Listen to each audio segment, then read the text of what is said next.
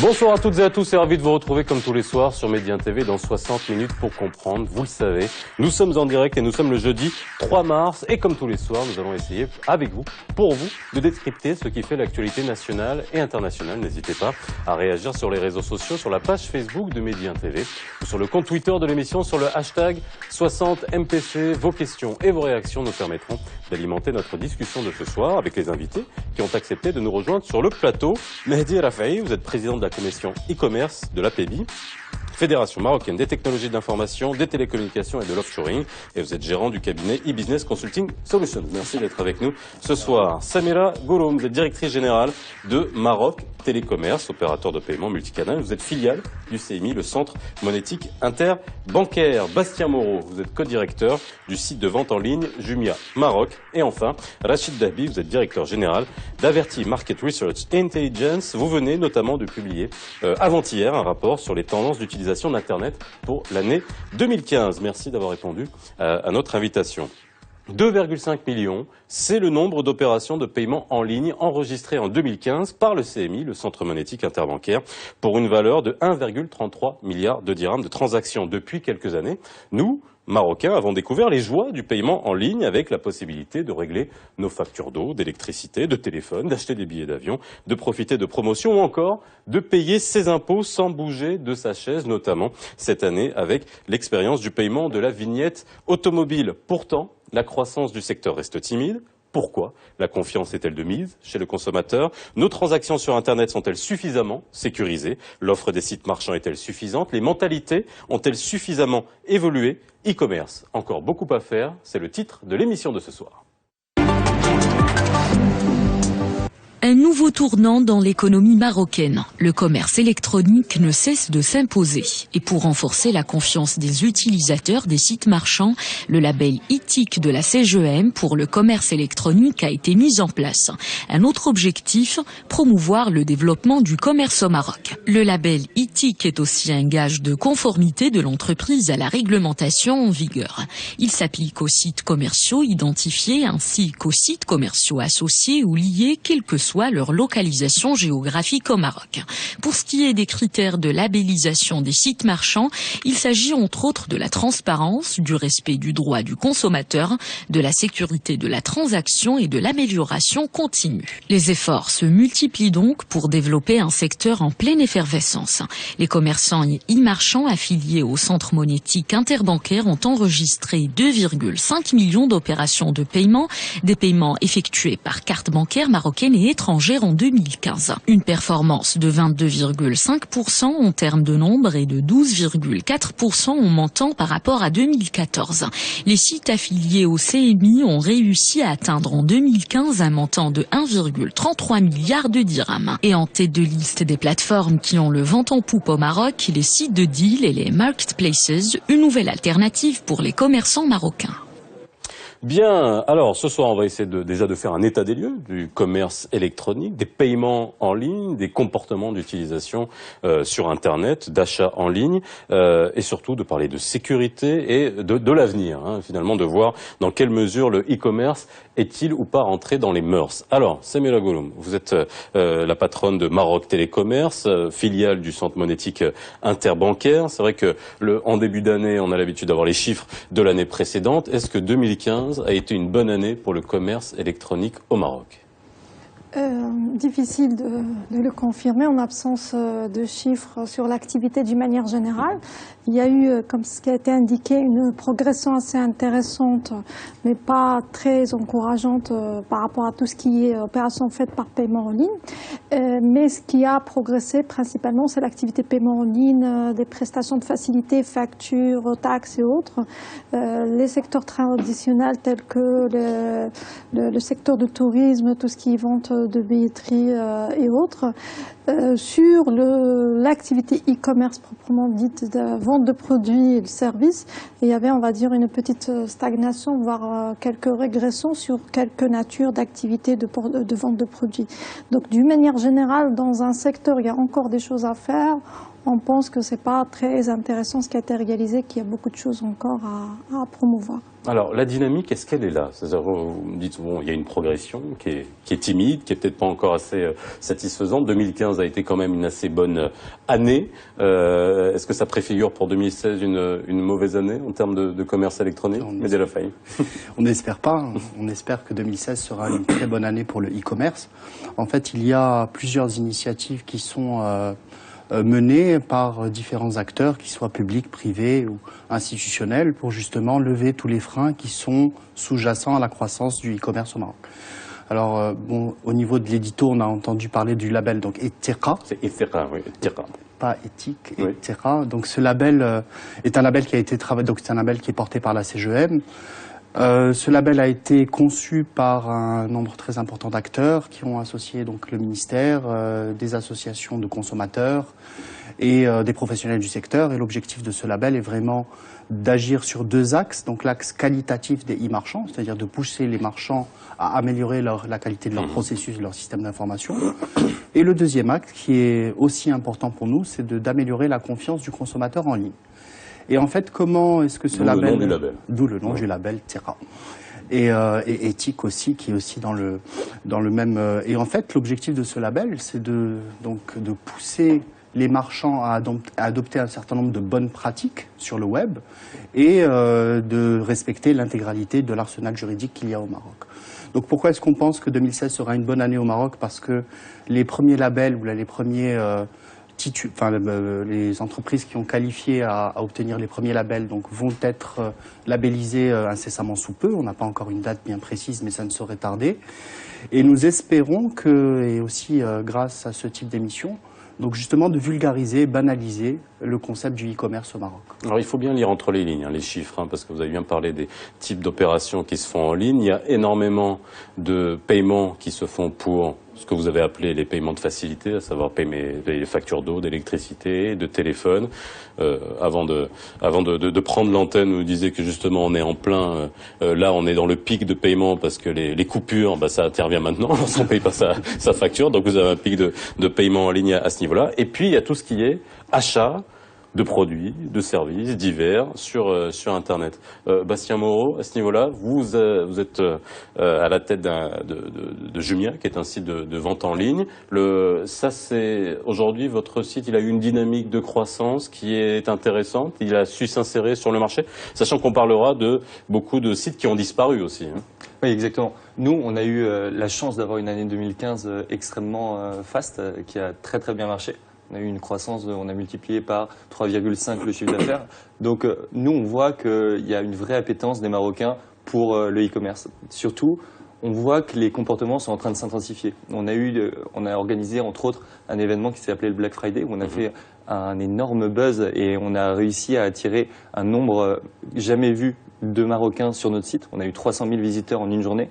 On a eu 30 000 commandes en une journée, donc vraiment des résultats bien au-delà de nos espérances qui nous montrent qu'il y a une vraie intensification de la demande, du plaisir et de la volonté des Marocains d'acheter en ligne. Maintenant, ce qui est vrai, c'est que les habitudes d'achat au Maroc en ligne ne sont pas les mêmes que ce qu'on peut voir aux États-Unis, en Europe. Il y a une énorme partie des clients, surtout des nouveaux clients, qui payent en cash à la livraison.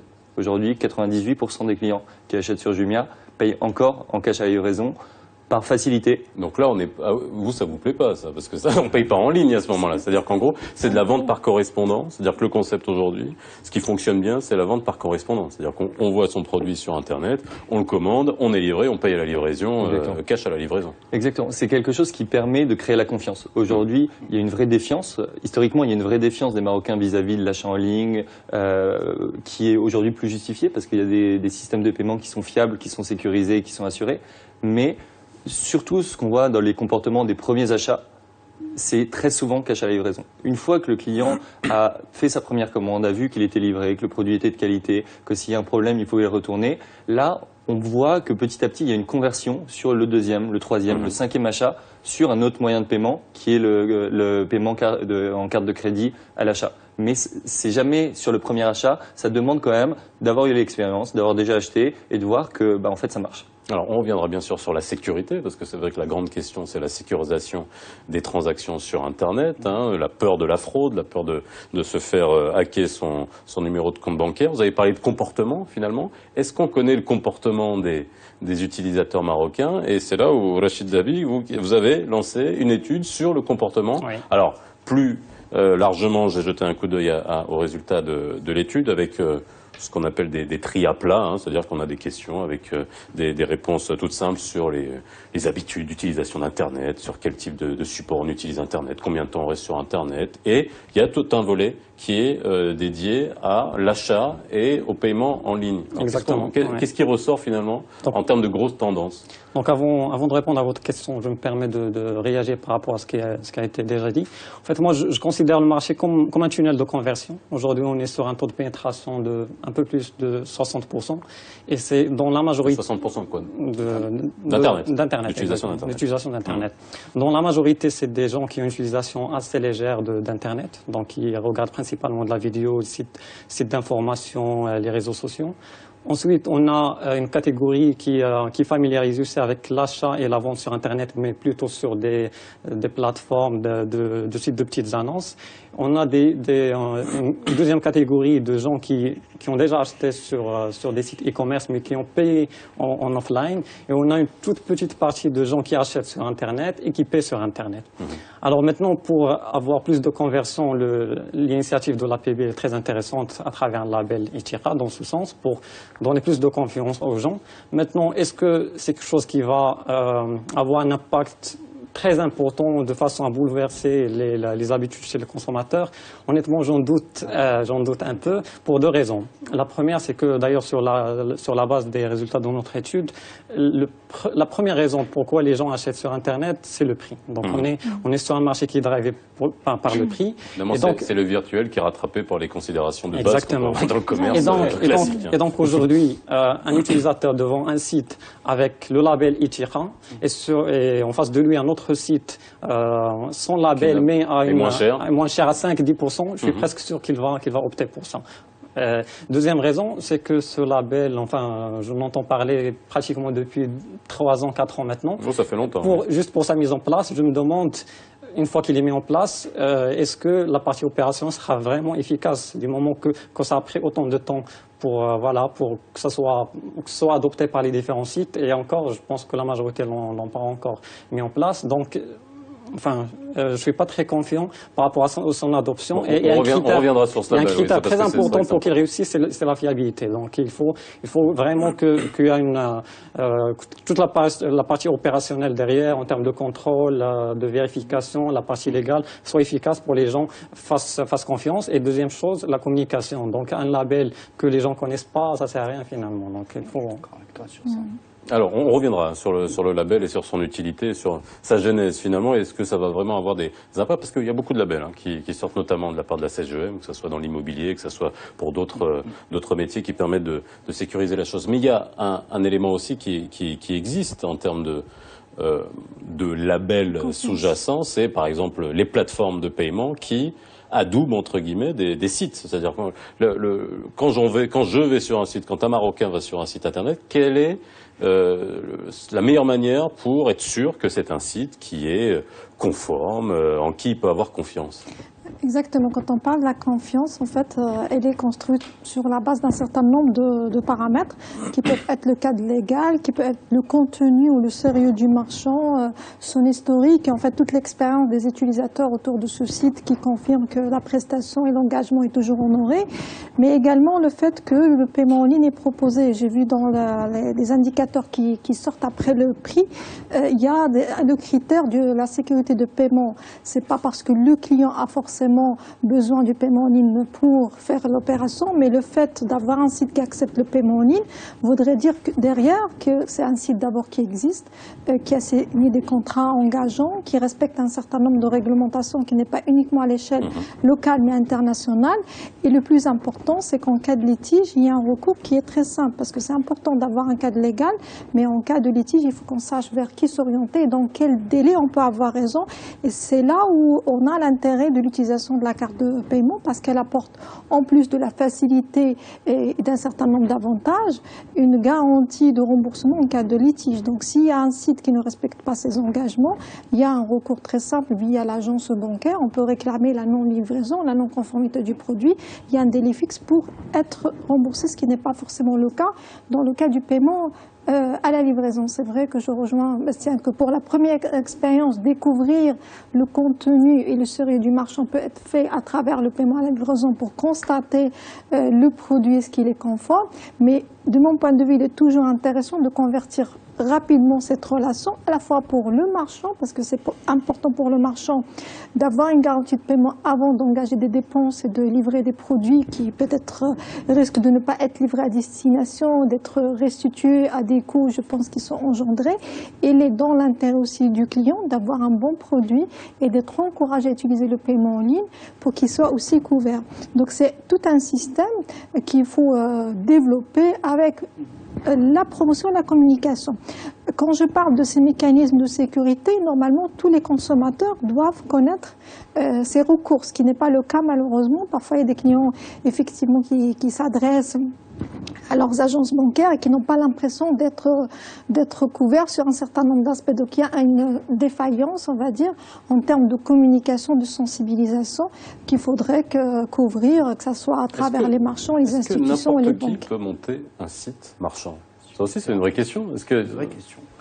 Et oui, bien sûr, tout le monde peut monter un site marchand. Tout le monde a le droit de se constituer en entreprise et de monter un site marchand. Donc, j'aimerais rebondir sur ce qu'a dit Rachid. Donc, c'est pas une initiative de l'APEBI, c'est une initiative de la CGM et du ministère du Commerce et de l'Industrie. Vous parlez du label, il tire l'APEBI est partenaire. L'APEBI est partenaire. C'est une initiative nationale. Moi, je suis plus que confiant que ça va améliorer de manière drastique la confiance sur Internet des consommateurs parce que le label couvre absolument tous les types d'activités sur Internet, que ce soit de la vente de produits ou de services, que ce soit fait par une entreprise privée ou une entreprise publique. Donc ensuite, le label couvre l'intégralité des activités du marchand, c'est-à-dire qu'il soit par carte ou par espèce ou par paiement en livraison ou type de n'importe quelle source de paiement. Et donc en fait, d'où cette réflexion vient? Elle vient du fait que lorsque aujourd'hui on pose la question aux Marocains pourquoi est-ce qu'ils ne consomment pas suffisamment sur Internet, ils disent parce qu'on n'a pas confiance. Et donc cette confiance, comment on fait pour la bâtir? Donc il y a un certain nombre de mécanismes. Moi, j'adhère à 100% à ce que dit Samira. Elle dit que clairement, il y a une procédure contraignante de Maroc Télécommerce. Quand je dis contraignante dans le bon sens, de dire que l'entreprise existe, etc. Et qu'elle doit qualifier un certain nombre de critères. On va juste préciser que Maroc Télécommerce fait partie des 4 plateformes de paiement qui existent. Il n'y a pas seulement Maroc Télécommerce. Mais alors, le label ETIRA, lui, a une couverture globale de la transaction et pas que de la transaction de paiement. La transaction de paiement est une des parties de la composante de la transaction e-commerce.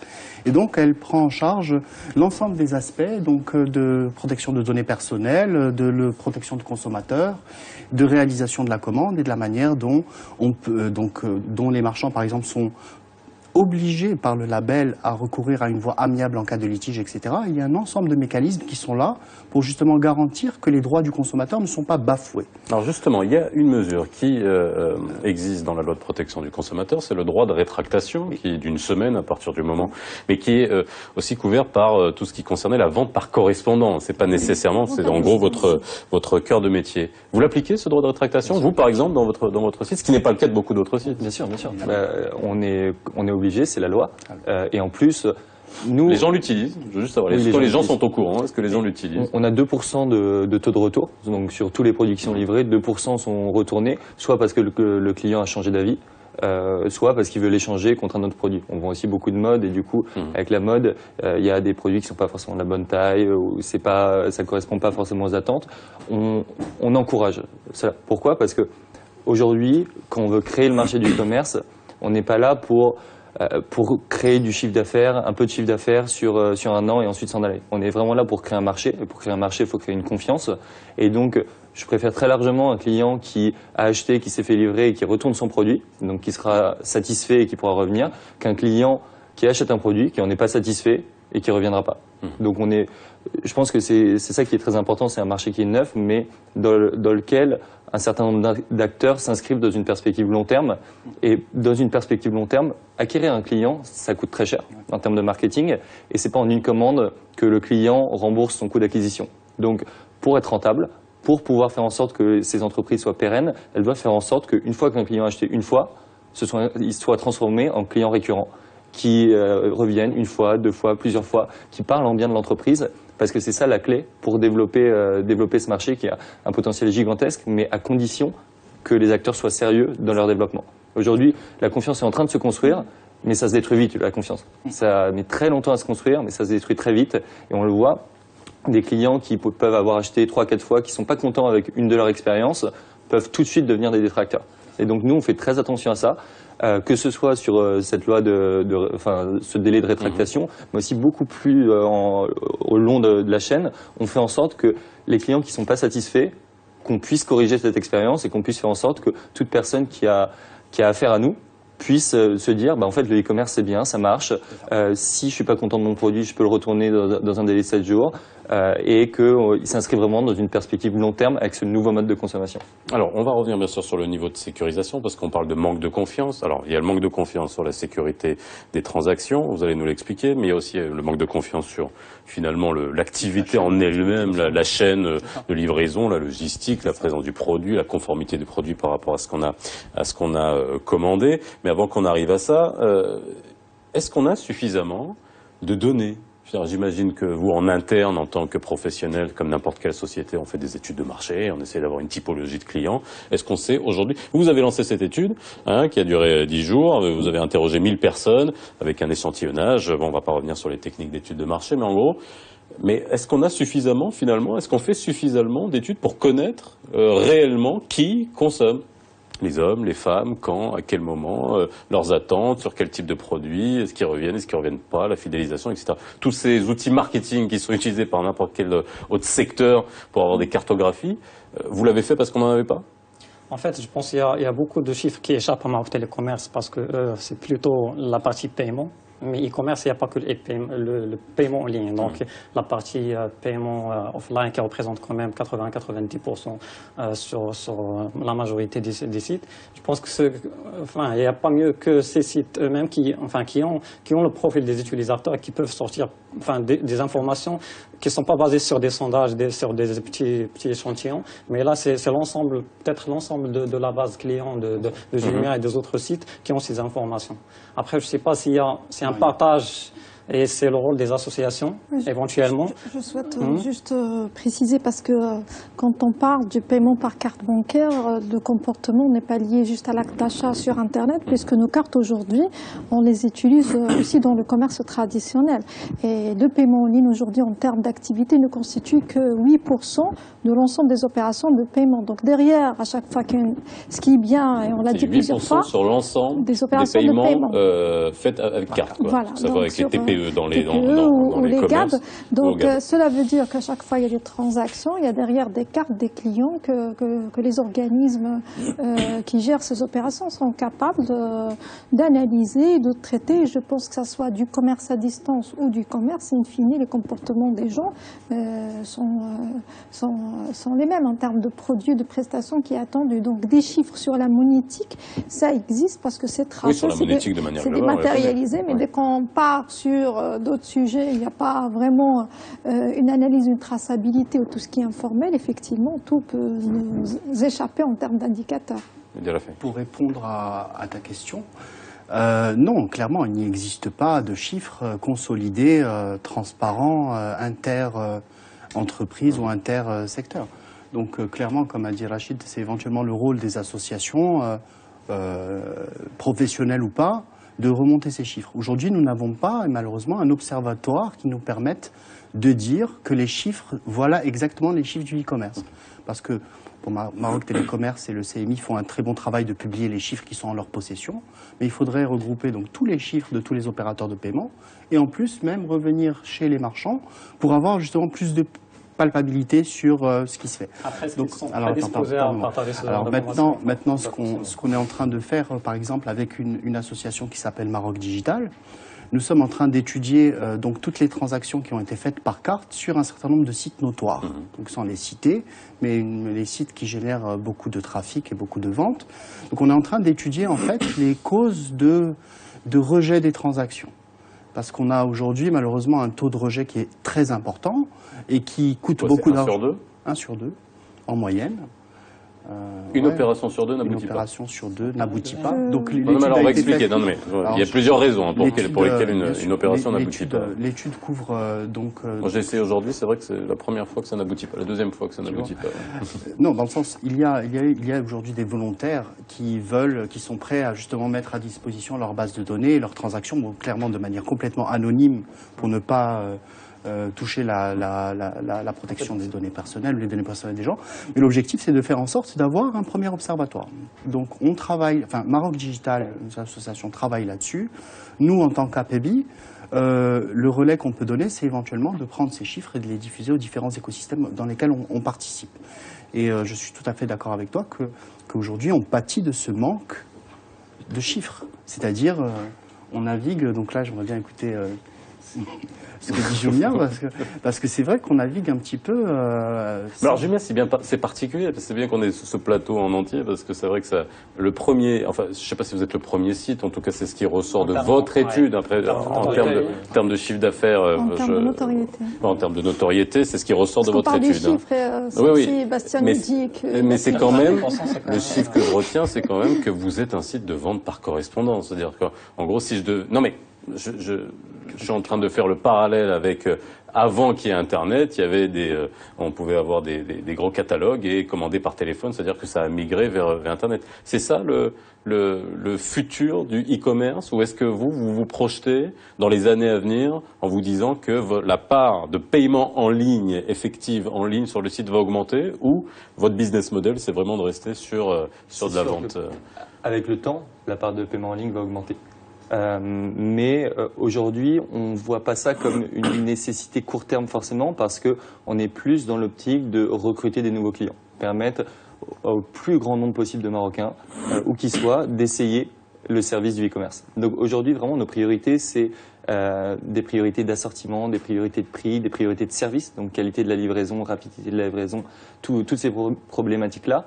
Le fait de faire basculer de prépaiement de paiement cash à la livraison à prépaiement, ça fait partie des choses sur lesquelles on travaille, mais c'est pas la plus grosse urgence pour nous. Aujourd'hui, on veut faire connaître le service, on veut permettre le plus facilement possible d'essayer les services d'achat en ligne pour permettre aux gens de l'essayer et de se rendre compte que c'est quelque chose qui inspire confiance et qui permet d'avoir. Enfin, faut aussi voir ce que c'est que le e-commerce. C'est un système naturellement gagnant. Le e-commerce, ça permet à tout le monde, qu'il soit à Oujda ou à Casablanca, d'avoir accès à la même consommation et au même prix. Aujourd'hui, quand on est à Oujda, on n'a pas du tout le même accès à la consommation, à la même offre de consommation que quand on est au centre de Casablanca. Et c'est ça toute la puissance du e-commerce.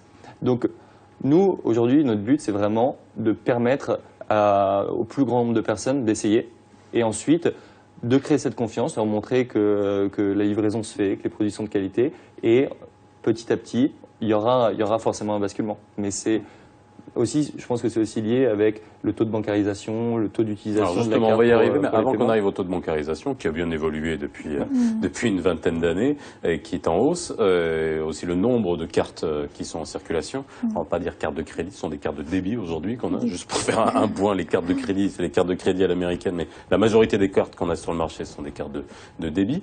Juste commenter le chiffre que nous a donné Mehdi El Afay par rapport à une opération sur 2 qui est avortée sur le net. Vous confirmez ce chiffre? Et si vous le confirmez, qu'est-ce qu'il y a derrière? On ne peut pas le confirmer parce que les taux de rejet ils dépendent du contenu du site et des montants des transactions. Donc c'est vrai qu'il y a beaucoup de gens qui ont des cartes bancaires mais qui ne connaissent pas la capacité de la carte en termes de paiement.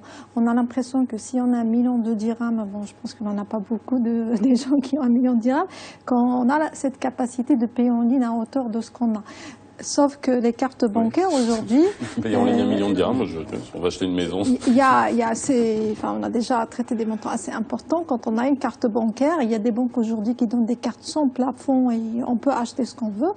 Mais la majorité des cartes sont liées à des plafonds journaliers, hebdomadaires, et parfois c'est un plafond qui porte sur plusieurs types de transactions. Acheter en commerce ou Internet, c'est le même plafond qui est consommé, et le client ne sait pas ça. Donc on ne peut pas acheter un billet à 4 000 1000 dirhams quand on a une carte avec un plafond de 1000 dirhams. Donc le taux de rejet, forcément, il est plus grand quand les montants des transactions sont importants. Il est moins sur des sites où les paniers moyens sont de 200 dirhams. Après, on ajoute une nouvelle composante qui a été instaurée. Alors, la nouvelle composante, on de fait la une pause. sécurité. On fait une pause et puis on revient bien sûr sur le niveau de sécurisation parce que les professionnels se plaignent du niveau élevé de sécurisation, mais d'un autre côté, est-ce que le consommateur se rend compte que la sécurité est au rendez-vous? On en parle juste après la pause. 304,9 milliards de dollars en 2014, c'est le marché du commerce électronique aux États-Unis. Ça c'est intéressant. Et si on regarde la Chine, c'est 13,4 trillions de yuan. Bon, un yuan, c'est 15 centimes de dollars. Bon, ouais, j'essaie de... Il y a voilà. déjà 1 milliard de cartes émises en Chine, donc on peut imaginer ce que ça peut Bon, donner. on compare le comparable, et bien sûr, mais il y a un chiffre qui est intéressant, c'est que la prévision du chiffre d'affaires e-commerce pour l'Afrique, en 2025, c'est 75 milliards de dollars. Pour l'Afrique en entier. Bon, après, ça, je vous ferai commenter ces chiffres-là. On était resté sur le niveau de sécurisation. Ça joue aussi pour beaucoup, parce qu'aux États-Unis, le niveau de sécurité, bizarrement, est plus faible que chez nous. Vous allez nous expliquer comment. On regarde un sujet de Manal Ardari. Acheter ou ne pas acheter en ligne, la question tourmente un grand nombre d'internautes marocains. La protection des données personnelles freine encore leur confiance dans le e-paiement. Plus de 48% des internautes ne font que rarement confiance aux sites marocains. C'est en tout cas l'une des conclusions de l'étude réalisée récemment par l'Institut d'enquête et de sondage d'opinion Averti en partenariat avec le spécialiste marocain de l'hébergement web Genius Communication. L'enquête a mobilisé 1000 répondants âgés de 16 ans et plus répartis sur 40 villes marocaines. Globalement, 60% des interrogés confirment avoir confiance dans le paiement sur Internet, mais ils sont à peine 18% à franchir le pas, surtout pour régler les factures. Pour ce qui est des produits et services, plus de 45% des répondants n'ont jamais fait d'achat en ligne, alors que 13% effectuent au moins un achat par an. Pour rappel, la loi numéro 0908 relative à la protection des personnes physiques à l'égard du traitement des données à caractère personnel vise à instaurer la confiance numérique et cybersécurité. Un point essentiel pour faire de l'économie numérique un véritable vecteur de développement. Alors, c'est vrai qu'on va parler de la sécurisation. On a eu encore quelques chiffres qu'on a déjà eu à travers votre étude. Alors, le niveau de sécurité aujourd'hui au Maroc, comment on le qualifie? Je viendrai vers Samir Agoum qui va nous expliquer de quelle manière sont sécurisées les transactions, avec l'apparition notamment du 3D Secure, avec un ensemble de jalons de sécurité dans une transaction. C'est un frein, le niveau de sécurisation. Lorsque on a ce chiffre 1 sur 2, on peut voir du côté des professionnels qui doivent se dire, j'en ai sondé quelques-uns qui nous disent, ah mais c'est trop compliqué, ça prend trop de temps, et puis les gens se lassent et puis ils viennent plus acheter. Est-ce que c'est vraiment un argument qui tient la route aujourd'hui pour, on va dire, le manque de succès de certains sites en tout cas? Alors, clairement oui. Aujourd'hui, donc le taux d'une transaction sur deux, c'est pas un chiffre qui vient de Mehdi Rafai, c'est un chiffre qui vient des professionnels sur des transactions réelles. Où la problématique du plafond est une problématique qui constitue une partie très epsilon des taux de rejet. Donc la plus grande partie des rejets, ou la concentration du rejet des transactions sur Internet, aujourd'hui, elle est justement au niveau de la 3D Secure. Donc aujourd'hui, le niveau de sécurisé 3D Secure est plus contraignant pour les marchands et pour les acheteurs qu'il est là pour renforcer le dispositif sécuritaire, et je m'explique. Où on s'est rendu compte que la majorité de la perte dans les transactions, c'est très souvent la non-réception du SMS, ou alors des sites, donc comme il y a plusieurs systèmes qui sont interfacés les uns avec les autres, c'est très souvent un des systèmes qui tombe ou l'interface qui se passe pas très bien. Donc je ne veux pas trop m'étaler là-dessus parce que les chiffres vont être publiés par les personnes qui ont fait l'étude et en fait l'objectif est vraiment d'identifier les freins et les sources de problèmes pour essayer de les régler une par une. Et donc maintenant en termes de sécurité, la 3D Secure, quand on lit sur le papier, et c'est un très beau label, enfin c'est une très belle norme. Maintenant la mise en œuvre... Pour expliquer les 3D Secure, avant on avait les cartes avec la bande magnétique. Et maintenant, on a les cartes à puce qui se sont généralisées avec un code que vous recevez par SMS et que vous devez rentrer. C'est ça la 3D Secure. Ça, c'est un frein. Je parle aux professionnels des sites. Ça, voilà, l'avortement d'opérations, c'est quelque chose que vous vivez. Est-ce que c'est un frein? Est-ce que vous le considérez comme un frein? Non, c'est pas un si gros frein. Je sais pas, peut-être que le chiffre d'une transaction sur deux, c'est le cas. Je sais pas, c'est des chiffres qu'on peut vérifier, mais quand il y a une transaction sur deux qui échoue, il y a beaucoup de clients, comme vous le disiez tout à l'heure, qui essayent de payer, ça passe pas, et qui réessayent. Donc à partir du moment où leur plafond est suffisamment haut, c'est comme quand parfois on va au restaurant, on essaye de payer par carte de crédit, la connexion passe pas, le paiement échoue, mais on réessaye. Et ça marche au bout de la deuxième fois. Voilà. Donc, ce sont les grands moments de solitude au restaurant. Exactement. Au moins derrière son ordinateur, il n'y a personne. Exactement. Mais c'est un peu le même fonctionnement. Donc, est-ce que c'est une transaction sur deux qui échoue réellement, ou est-ce que c'est une tentative sur deux qui échoue? Une tentative sur deux. D'accord. Clairement, mais donc dans la tentative, c'est une opération complète. Et en fait, les marchands qui ont produit cette étude, en fait, eux estiment que c'est un frein. Donc, sans citer des marques commerciales, estiment que c'est un frein parce qu'en fait, ils doivent après, derrière, essayer de rattraper la transaction quand elle n'est pas perdue, quand le client a dit, finalement, ça marche pas, ça plante. C'est un calcul qu'on fait par rapport aux pertes éventuelles de transactions qui n'ont pas abouti, mais il faut revenir à ce qui s'est passé il y a 2 ans, 3 ans. Si on n'avait pas implémenté ce mécanisme de sécurité, de toute façon, ces consommateurs qu'on va perdre dans le parcours n'existeront même pas, parce qu'il y a beaucoup de gens qui n'étaient pas rassurés juste du fait d'utiliser la carte et quelques éléments. Donc, c'est quelque chose qui peut apporter quelques pertes dans le parcours, mais qui, de mon point de vue, a apporté beaucoup à la fois pour les marchands, parce que ça leur a permis d'être garantis au lieu d'être arnaqués sur un certain nombre d'opérations. Le seul problème, c'est que dans l'exécution de l'opération, c'est-à-dire la 3D Secure est excellente pour sécuriser les transactions par carte, parce qu'en fait, avant et aux États-Unis, typiquement, il suffit d'avoir les chiffres qui sont imprimés sur la carte devant et derrière pour faire la transaction. Par contre, aux États-Unis, ce qu'il y a, il y a un ensemble d'outils de garantie et de dispositifs d'assurance, d'arsenal juridique qui font en sorte de protéger le consommateur. Donc clairement, on est un petit peu défaillant aussi par rapport à ça. Au Maroc, on a encore beaucoup de travail à faire sur ce sujet, mais après c'est plus l'implémentation de la 3D Secure qui fait qu'aujourd'hui, c'est pas le concept qui est pas bon, le concept est excellent, mais la mise en œuvre n'est pas très bonne. En fait, on a posé la question aux gens qui n'ont jamais acheté sur Internet, quelles étaient les raisons.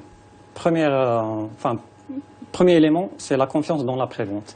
C'est-à-dire que les gens, s'ils n'achètent pas via la carte aujourd'hui, c'est pas parce qu'ils ont pas confiance dans le paiement en ligne, mais c'est parce qu'ils veulent vérifier le produit. C'est pour ça d'ailleurs qu'ils optent pour le paiement, le paiement à la livraison. Oui, parce qu'on paye sur pièce. C'est-à-dire on voit exactement ce qui arrive.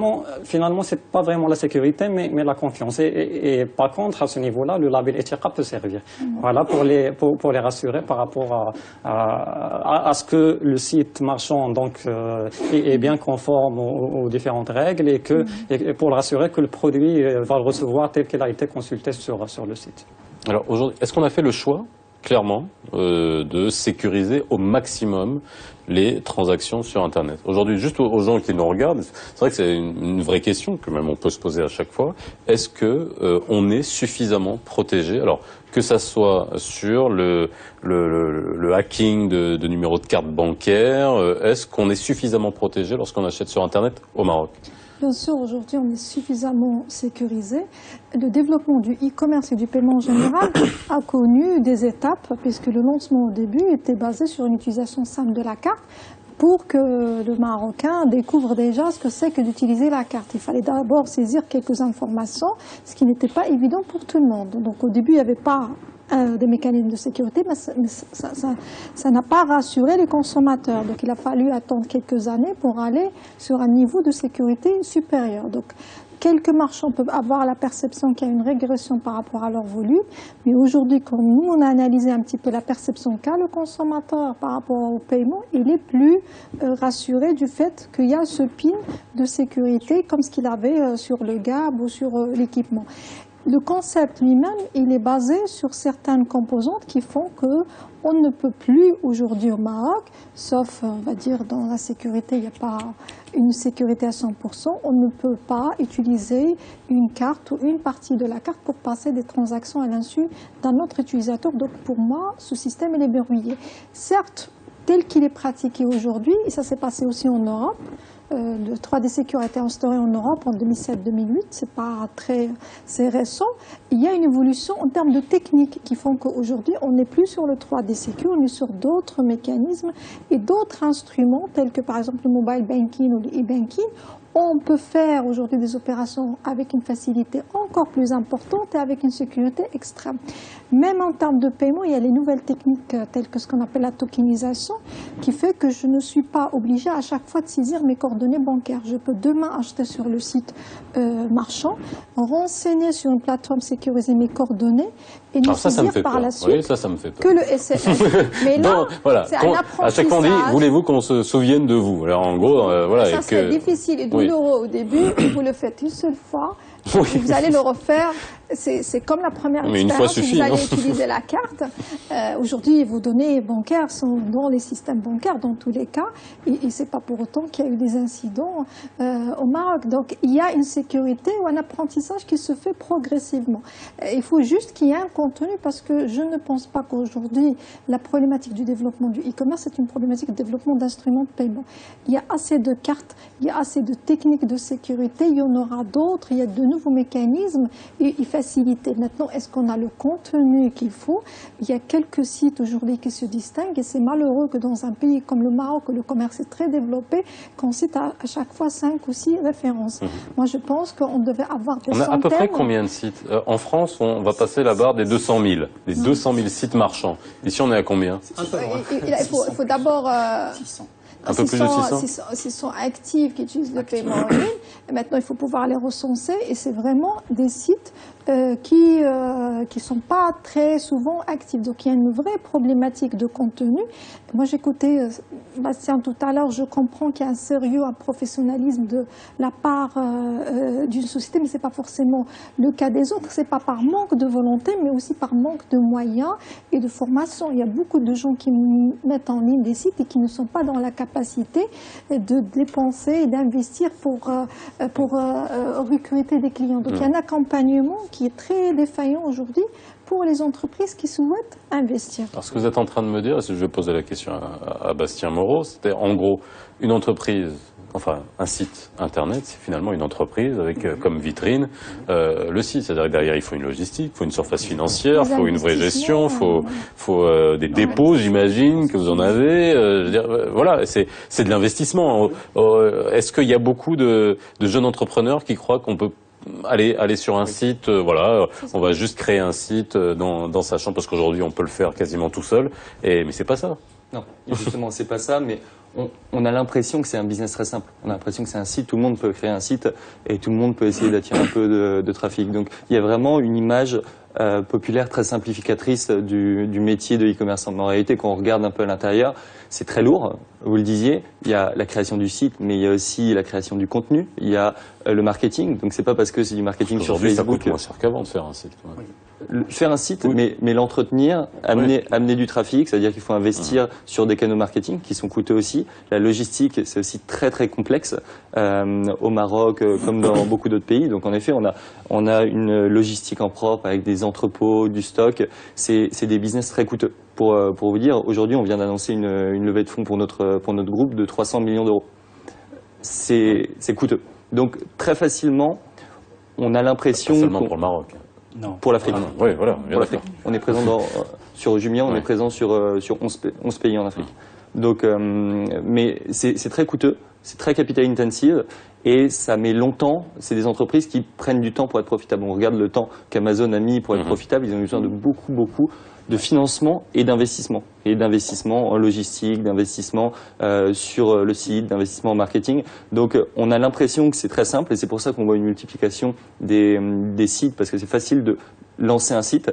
En revanche, le faire fonctionner, y attirer des clients, créer une vraie expérience client et faire ce qui se passe après que le client ait cliqué sur acheter, qui est prendre le produit, le préparer, l'envoyer, le livrer au client final, tout ça, c'est très lourd, c'est très coûteux. Et c'est un rien de virtuel. On parle ça rien d'investissement international. Malheureusement, aujourd'hui, on ne voit pas d'initiative d'investissement, de soutien qui vient en fait d'entreprises au Maroc qui soutiennent l'activité des marchands marocains. On ne voit que des expériences qui viennent de l'international avec un soutien international. Bon, alors, Moi, en fait, je croise souvent beaucoup de porteurs de projets e-commerce. Enfin, ce que je remarque souvent, c'est qu'ils investissent sur l'e-commerce avec l'approche de l'ouverture d'un magasin offline. Donc, ils s'attendent qu'une fois le site, la plateforme est mise en ligne, ils vont commencer à avoir du trafic. Alors que c'est pas exactement la même chose. Donc, il faut investir sur le marketing pour driver du trafic. Et souvent, donc, il faut que le programme d'investissement soit pas égal au coût de la plateforme. Il faut vraiment prévoir beaucoup donc d'achat de trafic, de campagne marketing pour driver les visites sur le site et ensuite les convertir. Donc, peut-être mon conseil pour les petits porteurs de projets éventuellement, c'est s'ils ont une idée intéressante, ils peuvent éventuellement l'essayer sur une marketplace où ils ont déjà la plateforme, ils ont une certaine visibilité. Et si ça marche, à ce moment-là, ils peuvent lancer leur propre plateforme. Moi, j'aimerais rebondir sur l'aspect sécuritaire que tu as évoqué tout à l'heure. Vous avez évoqué tout à l'heure. Donc, clairement, sur la transaction de paiement par carte, les sécurités sont là. C'est-à-dire que, comme l'opération est complètement tracée, il est facile de pouvoir avoir un recours en cas d'un problème, s'il arrive un problème. Mais par contre, sur le reste, c'est-à-dire, est-ce que le site sur lequel vous allez rentrer vos données personnelles, est-ce qu'il va respecter votre confidentialité? Est-ce qu'il ne va pas juste prendre cette base et la vendre à quelqu'un d'autre? Donc, c'est un aspect. Est-ce qu'il va respecter le droit de rétractation? Est-ce qu'il va respecter le code de la publicité sur le web? Est-ce qu'il va respecter un ensemble de guidelines? Et TIRA, c'est ça. Donc, juste pour essayer de bien préciser la chose, TIRA, c'est pas un objet magique c'est pas TIRA qui va révolutionner l'Internet au Maroc, c'est pas l'objectif. L'objectif, c'est juste, donc d'une part, d'asseoir une culture de qualité chez les marchands, parce qu'en plus de tout ce qu'a dit Bastien, il y a aussi l'aspect satisfaction client, parce que c'est ça le vrai edge du e-commerce. C'est qu'on peut mieux satisfaire le client sur e-commerce qu'on le fait sur le commerce traditionnel. Donc, on peut offrir des prix inférieurs, on peut garantir des niveaux de service et un service après-vente qui est normalement supérieur à celui qu'on offre sur le offline, et d'autres aspects qui sont purement métiers, qui font que le e-commerce, bon, c'est clairement l'avenir au Maroc, c'est le présent déjà au Maroc, c'est partout dans le monde, c'est en ébullition. Donc ça, sur l'aspect sécuritaire, je pense qu'en tout cas par rapport aux aspects transactions, paiement par carte, la 3D Secure, malgré qu'elle est un petit peu défaillante, c'est-à-dire dans l'implémentation, a beaucoup sécurisé la partie paiement. Maintenant, pour, je pense, accroître de manière drastique, c'est ce qu'on a besoin au Maroc, d'accroître de manière drastique la confiance du consommateur et pour le pousser et l'inciter à acheter en ligne, eh bien, il faut qu'il y ait d'autres prérogatives qui soient prises par le marchand. Donc, notamment de respect de la loi et de respect des... Moi, je pense d'abord, quand on parle du commerce, il faut faire du commerce, il faut avoir du contenu qui intéresserait le consommateur et sur des expériences ponctuelles, on l'a vérifié. Quand il y a du contenu qui a un prix intéressant, les gens oublient la sécurité, oublient tous ces prérequis. Donc est-ce qu'il n'y a pas assez d'offres aujourd'hui? Il n'y a pas assez d'offres sur les sites ce internet? marché, c'est pas un marché qui est industrialisé en termes de contenu. Le lancement de sites e-commerce qui se distingue et qui dure dans le temps est assez rare aujourd'hui et de plus en plus. Donc c'est pas un marché qui est assez développé et la présence des sociétés qui existent aujourd'hui qui ont une marque établie sur le marché est assez rare sur le net. Donc ce qui serait bien, c'est que ces entreprises déjà aient une présence sur le net. On ne voit que des pure players et rarement du commerce physique qui se transforme vers du commerce e-commerce. Et ce sont des commerçants qui existent parce que pour un consommateur qui a l'habitude de voir une marque déjà dans la rue, je pense qu'il la reconnaîtra quand il la verra sur Internet. Donc il y a eu des initiatives de sites d'électroménager et autres, mais peut-être ils n'ont pas la technique qu'a les pure players. C'est ça qui est très intéressant. Moi, on travaille beaucoup avec des grandes chaînes de distribution physique, offline. Et quand on va les voir, quand on discute avec eux, même s'ils sont vendeurs sur notre site, sur notre marketplace, ils ont tous un peu la tentation de se dire bah, ça a l'air facile, ça fait des très gros volumes et donc on va se lancer nous-mêmes. Et beaucoup d'entre eux ont commencé à essayer de lancer leur site, ont commencé à mettre en place leur site en se disant bah, on va pas passer par Jumia, on va essayer de le faire aussi en parallèle tout seul. Et moi, à chaque fois qu'ils me parlent de projets comme ça, je leur dis oui, allez-y, faites-le, parce qu'au moins vous allez comprendre la valeur ajoutée de ce que je fais. C'est très compliqué, c'est très coûteux. Il faut les deux. Il faut qu'on ait aussi notre hypermarché ou supermarché en ligne et qu'on puisse faire nos courses en ligne. Il faut qu'on retrouve ces marques et du contenu, parce qu'on ne peut pas acheter que du matériel informatique ou autre. Il faut qu'on puisse acheter tout et n'importe quoi comme dans la vie réelle. Nous, ce que je veux vraiment, notre modèle, c'est on est un mall. Et dans un mall, il y a des magasins. Et il y a des magasins d'électroménager, il y a des magasins de mode. C'est le principe de marketplace à la Amazon, c'est que les magasins, au lieu d'ouvrir leur propre site, peuvent ouvrir leur site à l'intérieur du mall avec leur branding, leur image de marque. On a même des pages qui sont à l'image des marques. Pour expérimenter, pour regarder un petit peu déjà la perception des consommateurs. Alors, j'aimerais passer de l'autre côté. On va revenir sur le consommateur, mais avant de l'autre côté. Il y a les porteurs de projets. Est-ce qu'aujourd'hui, vous avez parlé d'incitation, est-ce qu'aujourd'hui, le porteur de projet, celui qui va lancer son site, est-ce qu'il est suffisamment protégé lui aussi par rapport aux consommateurs qui sont en face? Je m'explique, il reçoit un paiement, si il y a une opération qui n'aboutit pas, ou qu'il y a une fraude à la carte bancaire, qu'il y a une plainte, est-ce qu'il est suffisamment lui protégé pour se dire j'ai un business model qui est sécurisé à mon niveau, qui me dit que moi je vais pas livrer un produit et que après le montant qui m'est payé sur Internet n'est pas, parce que ça se fait pas automatiquement, c'est-à-dire ça passe par les plateformes de paiement. J'imagine qu'il y a une validation. Si on rentre dans les tuyaux, si on rentre dans la matrice, si on peut appeler ça comme ça. Est-ce qu'il y a des défauts de paiement au niveau des opérateurs qui font que il y a des gens qui disent écoutez, moi je vais arrêter parce que c'est trop risqué. Justement, il y en avait avant d'instaurer le principe. C'est-à-dire ça protège des deux côtés, hein, on est bien d'accord. Exactement, ça apporte beaucoup aux marchands parce qu'il y a 2 ans, 3 ans, il y avait beaucoup de fraudes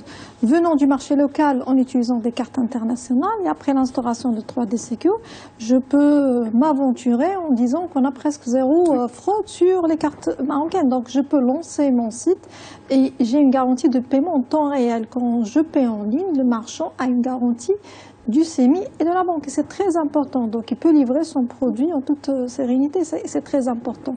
Donc, sur ce volet-là, je pense que pour les porteurs de projets, c'est quelque chose de très important. Peut-être même de commencer par le paiement en ligne avant de pouvoir s'engager dans des livraisons qui peuvent être défaillantes. Mais le porteur de projet a besoin d'être formé sur les bonnes techniques. Peut-être il a besoin de financement parce qu'il ne peut pas résister 3 ans, 4 ans en attendant un retour sur investissement. Et c'est là où il y a une défaillance. Dans d'autres pays, il y avait des pépinières ou des projets parce que le e-commerce était considéré pas comme une activité classique, mais comme du recherche et développement.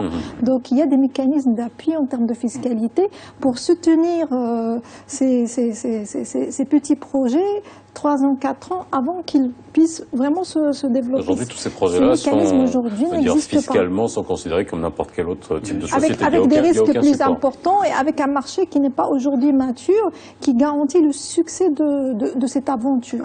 Alors là, je vais juste revenir sur vous vouliez dire quelque chose? Un tout petit mot très rapide. Oui. Clairement, le e-marchand marocain est une entreprise comme les autres. C'est-à-dire une SARL, une SA ou autre, c'est-à-dire qui est assujetti exactement au même type de code de commerce que l'ensemble des entreprises. Donc ça, c'est important de le souligner. Donc aujourd'hui, il y a des fonds d'investissement au Maroc qui sont là pour soutenir l'innovation. Donc, ils fonctionnent plus ou moins correctement, sans les citer. Alors, aujourd'hui, on a approché des banques pour leur dire est-ce que les banques marocaines vont mettre en place des instruments pour accompagner l'innovation ou accompagner les e-marchands en règle générale. Et donc, clairement, quand on parle à un start-upper, quelqu'un qui est juste dans un mode de définition de projet, eh bien, les critères de risque des banques n'acceptent pas de financer ce type d'activité. Donc ça, c'est l'état des lieux au Maroc, parce que la banque a un système de risque qu'elle doit respecter, parce qu'il est dicté par Banque Maghreb. Et donc, alors, on a au Maroc de plus en plus de venture capitalistes, des gens qui viennent en capital risqueur, qui viennent et qui investissent sur des projets et des startups. Maintenant, quand pas assez, mais il y en a de plus en plus, et puis il y en a de plus en plus des gens qui viennent d'un peu partout dans le monde pour financer des startups marocaines. Maintenant, la banque, elle dit qu'une fois que les critères de risque de la banque sont remplis, rien n'empêche que la banque puisse financer une partie de l'activité. Mais pour ça, il faut donner les garanties et suivre la procédure de la banque par rapport à ça. Alors, Rachid David, est-ce que les sites marchands sont adaptés au mode de consommation et d'utilisation d'Internet?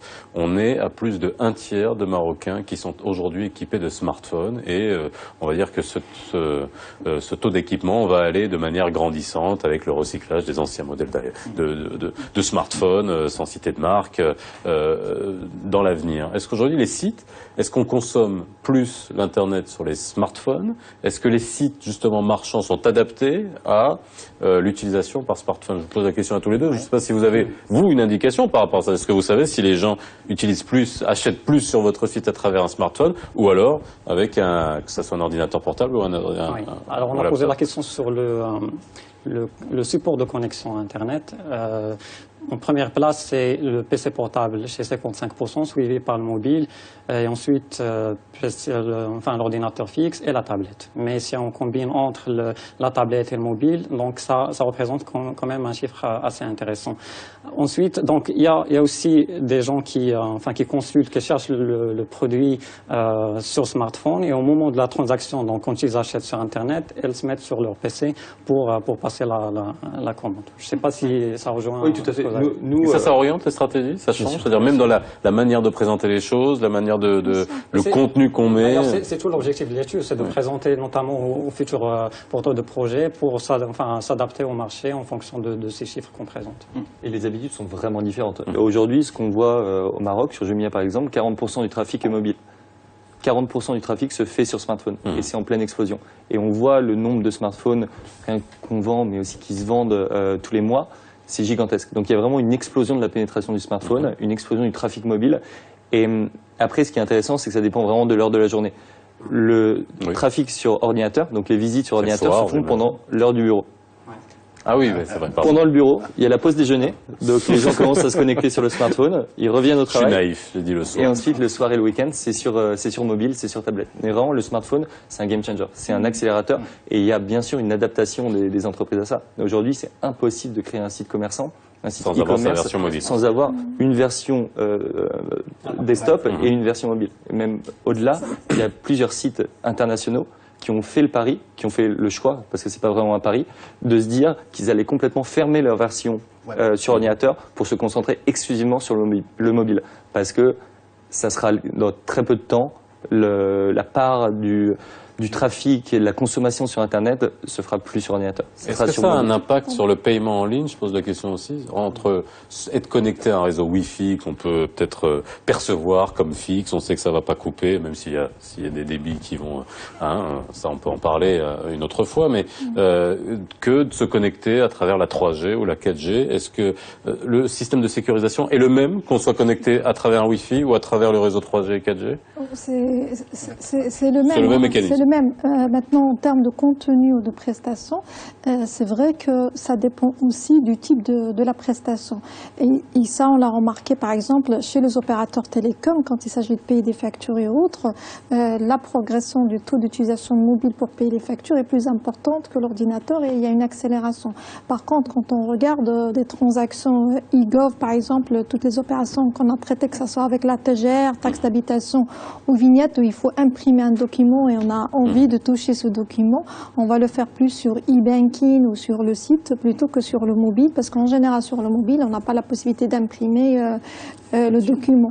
Ceci dit, le comportement de l'internaute, il a été même pris en considération par les banques, puisqu'on voit aujourd'hui que toutes les banques aujourd'hui se positionnent sur ce qu'on appelle mobile banking, puisqu'ils ont envie de développer une relation avec de nouveaux clients, des jeunes qui sont mobiles, donc les produits et les services bancaires vont de plus en plus être suggérés, proposés et les opérations vont être exécutées sur le mobile.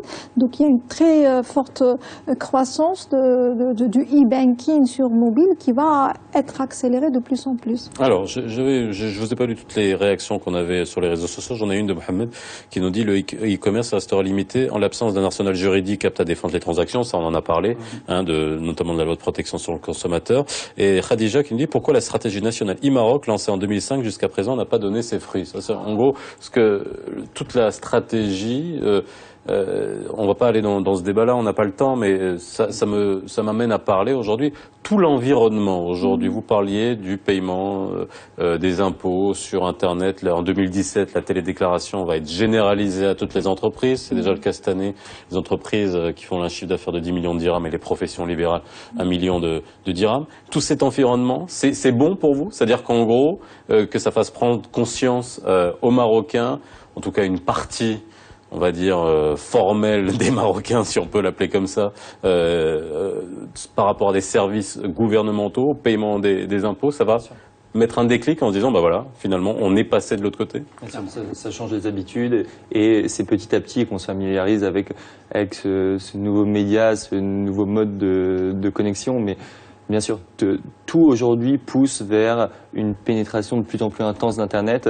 Avant, il y avait un vrai blocage qui était le fait que Internet, ça passait par un ordinateur. Ça passait par un fil qu'il fallait brancher à son ordinateur et une connexion et avec fixe. le bruit, je me rappelle plus ce bruit-là. On l'a plus ce bruit-là. Aujourd'hui, c'est devenu quasiment la préhistoire. On arrive aux dernières minutes de l'émission. Un chiffre, très rapidement avant qu'on coupe. L'opération Vignette, il y a eu combien de paiements en ligne de la Vignette?